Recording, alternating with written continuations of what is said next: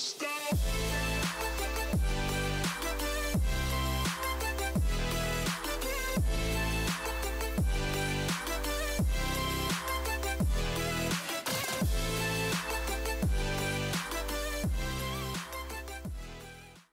there, Coach Sage Kennedy of VO2 Max Productions here with another training talk. Today we're going to talk about 5K training principles, workouts for improvement. And I've done a lot of talks on this before. You can check out the playlist. I'll also link to a couple of my 5K training talks at the end of this video. I'll link to it directly on the screen here. But yeah, I just want to touch on some basics that got me the biggest improvement. Probably back in high school, I was consistently running around 16 flat since my sophomore year of high school. This was cross country, and then finally my senior year I was able to break the 16-minute barrier. Maybe your barrier is the 20-minute barrier or 25-minute barrier.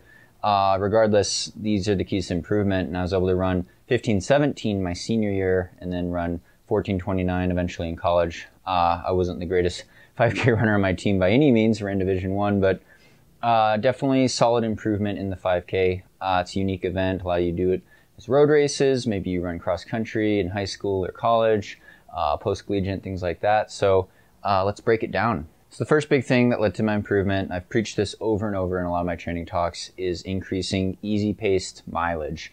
You generally want to start with increasing your weekly mileage or weekly volume at easy conversational pace. It's not pushing too hard. So we were running a lot of 7-minute mile pace runs, and we were racing 5Ks at 5 minutes per mile. So significantly slower, you're able to hold a conversation, things like that.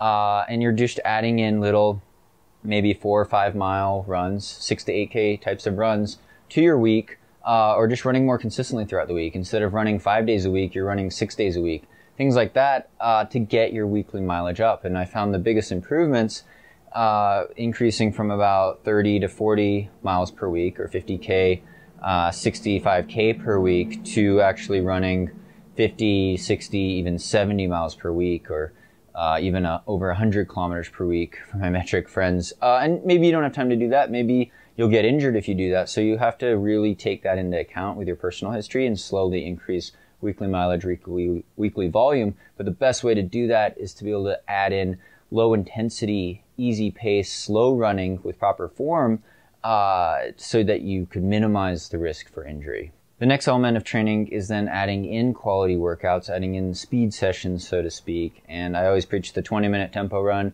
Jack Daniels, not the whiskey guy, but the training guru guy, came up kind of with the idea of the 20-minute tempo run, a steady state type of effort.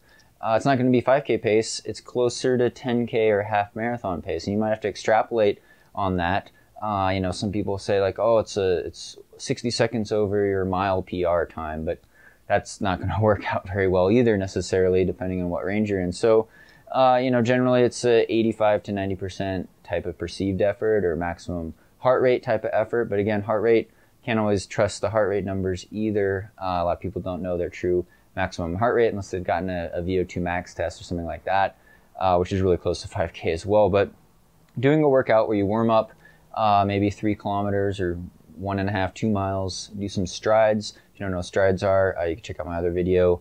Strides, 3 by 100 meter type of strides.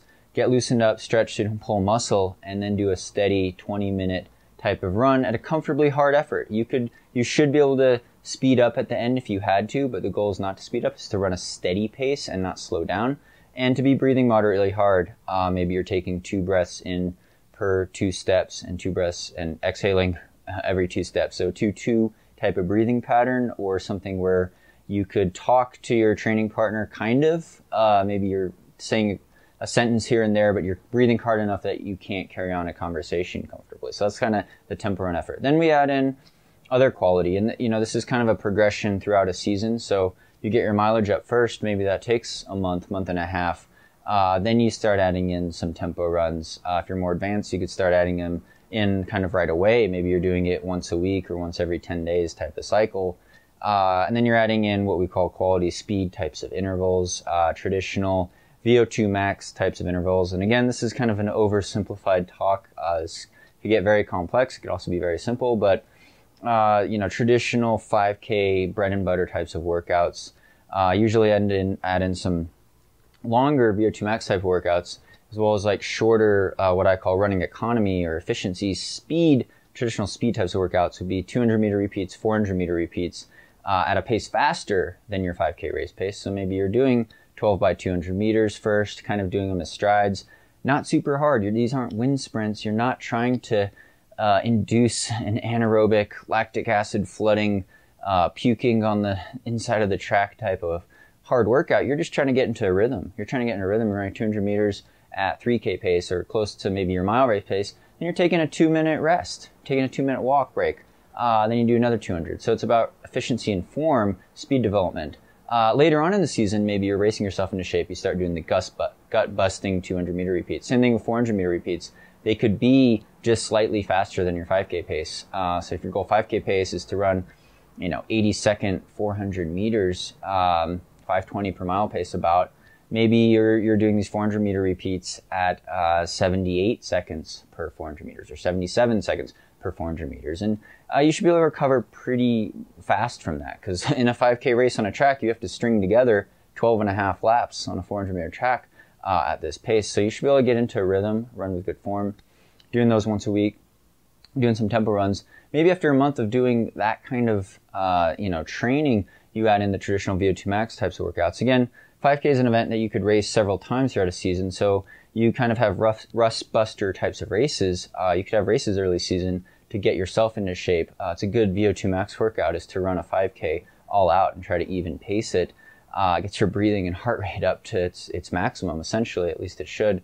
But then traditional 5K VO2 max type of workouts to really max out your capacity at VO2 max, or aerobic capacity, we should say, is something like 800 meter repeats or 1,000 meter repeats, 1 kilometer repeats, and doing something that's over the volume of a 5K race. So, and this is assuming you're running over 50K or 30 miles per week, something like 6 by 800 meters or even 8 by 800 meters at 5K goal pace with a limited rest, maybe a 2-minute rest on that, or doing kilometer repeats, 6 by 1,000 meters, 6 by 1K at slightly faster than 5K pace or 5K goal pace. And maybe you race a 5K, you know what your 5K pace is currently, you try to do these workouts very slightly faster. Now, still not 100%, but a lot harder, maybe 95%, 97%. You should always be able to run last one, fast one. You should always be able to do your last repeat as your fastest. If you're not able to do that, you're doing the workout too hard. And you don't want to limit these. Maybe you're only doing these once every 10 days or so. You don't necessarily have to do a hard track workout every week to get in peak shape. If you're holding your volume, you're still doing some tempo run type of workouts. Other elements would be having a long run in there, depending on your weekly mileage, how long it would be, as well as, even doing something like 1,600 meter repeats or mile repeats, longer repeats. And then more advanced techniques would also be like breaking up the 20-minute tempo run. But we do have a sagerunning.com training plan for this, or a 5K, 10K plan that kind of figures out all this periodization or scheduling of these key workouts. And again, I just barely scratched the surface on the complexity of this. You do need a proper mix at a proper time, and that's really the key. But also listening to your body, knowing how you respond to certain workouts, mentally trying to give yourself the self-discipline to be able to pace these workouts correctly. That does take time and experience. And again, really appreciate all your comments and thumbs up and subscriptions on this channel. I could do more talks like this for different distance events, any surface, any distance. Be sure to check out my other 5K training talks. I'll link to up there, as well as subscribe to this channel. Again, we got training plans at sagerunning.com. Thanks so much for watching, and stay tuned for more Sage Running videos.